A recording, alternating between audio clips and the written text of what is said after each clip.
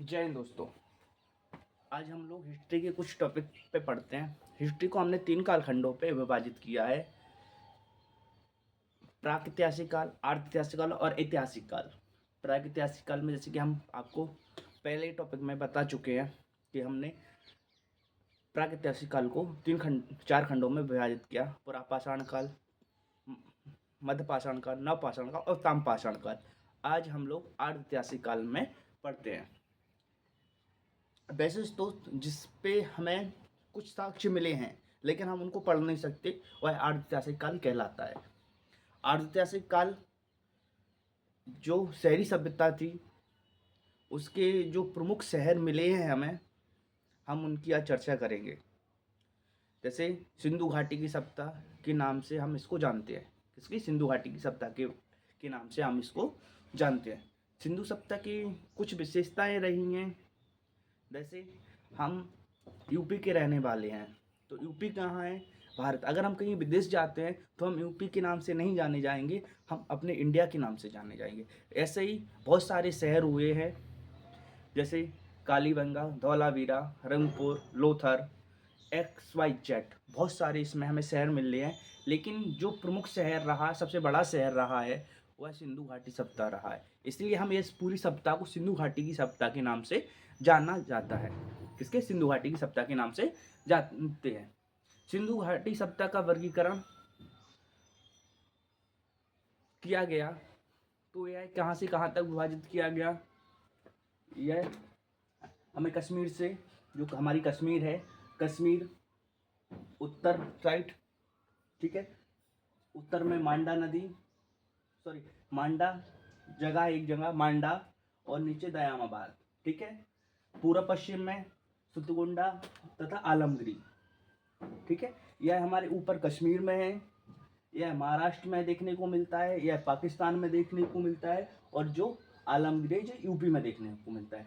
इसको हम लोग पूरा पश्चिम उत्तर दक्षिण के हिसाब से काउंट करते हैं। जैसे चुनाव प्रभा, इंडक, दशक, इन नदियां हैं। कौन कौन सी? चुनाव प्रभा, हिंडक और दशक, यह नदियां हैं हमारी, ठीक है। यह कश्मीर के मांडा तथा दयामाबाद महाराष्ट्र, हिंडक आलमगिरी, आलमगिरी यूपी, और तुम्हारा सुतगुंडा पाकिस्तान। यह इस प्रकार से यह 1300 वर्ग किलोमीटर, कितना? 1300 लाख वर्ग किलोमीटर में फैला हुआ था। कितना? 1300 लाख वर्ग किलोमीटर में यह जगह फैली हुई थी। हमारा जब भारत विभाजन नहीं हुआ तो पाकिस्तान भी हमारा हिस्सा था, तो वह खुदाई की चर्चा ना 1833 से ही प्रारंभ हो गई थी कि पुरातत्व विभाग की हमें नींव रखनी है। तो जैसे ही पुरातत्व विभाग की नींव रखी गई तो धीरे धीरे खुदाई हुई, तो हमें एक से एक शहर देखने को मिलते गए। कनिंगम, चार्ल्स मैनसन आदि द्वारा इस पर सर्वेक्षण किया गया। दयाराम साहनी द्वारा इसकी खुदाई की गई। ऐसे ही ऐसे बहुत सारे लोग इसमें जुड़ते गए और आगे चल के यह शहरों की खोज होती चली गई। उसमें सबसे पहले हमें देखने को मिलता है हड़प्पा। कौन सा? हड़प्पा। हड़प्पा इसकी खुदाई दयाराम साहनी ने की। किसने की बेटा? दयाराम साहनी ने की। और कौन से सन में की? 1921 में। कितने में? 1980 में की, सॉरी 1921 में की, ठीक है। यह कहाँ है? यह पाकिस्तान में है। प्रेजेंट टाइम में यह पाकिस्तान के माउंट गोमती जिले में है। कौन सा? माउंट गोमती जिले में। यह कौन सी नदी के किनारे है? तो यह हमें देखने को मिलता है रावी नदी के तट के किनारे पे हड़प्पा सभ्यता बसी हुई थी। हड़प्पा शहर बसा हुआ था। यहाँ पे हमें बहुत सारी चीजें देखने को मिलती हैं, बहुत सारी जो वहाँ से हमें साक्ष्य प्राप्त हुए कि कौन सा शहर था, क्या था, वहाँ से हमें प्राप्त हुए, जो हमारे क्वेश्चनों में बार बार पूछा जाता है।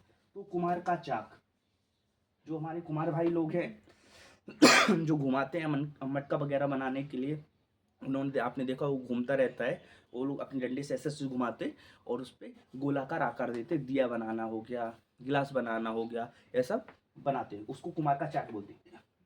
अन्नागार, जहाँ हम लोग अनाज रखते हैं, जो पहले बहुत सारे स्टोर करके अनाज रखते थे, उसको हम लोग अन्नागार कहते हैं, ठीक है। श्रमिक आवास, मतलब जो मजदूर वगैरह, मजदूर भाई लोग हैं, उनका हमें आवास देखने को मिलता है।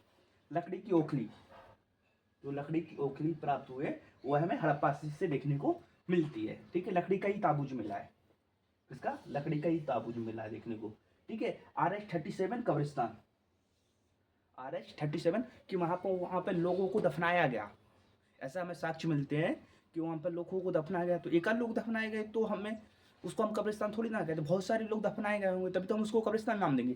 तो उसका नाम दे दिया गया RH-37 कब्रिस्तान, ठीक है। हाथी का कपाल, जो हाथी का मुंह होता है ना जिसपे सूंड रहता है, उसको हम लोग हाथी का कपाल बोलते हैं, वो है, देखने को मिला है, ठीक है। स्वास्तिक चिन्ह, जो हिंदू धर्म का स्वास्तिक रहता है प्लस वाला ना, ऐसा बना रहता है,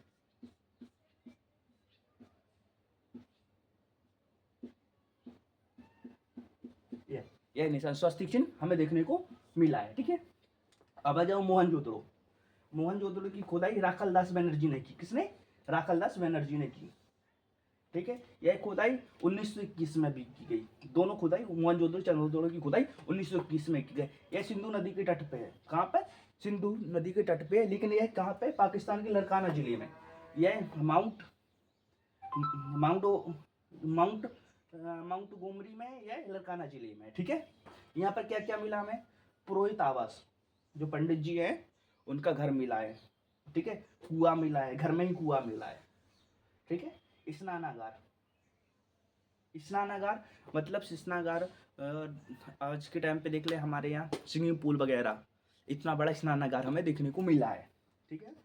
इसके बाद हमें अन्नागार, जहाँ पे हम लोग अनाज वगैरह रखते हैं, वह मिला है। सूती वस्त्र मिला है, ठीक है।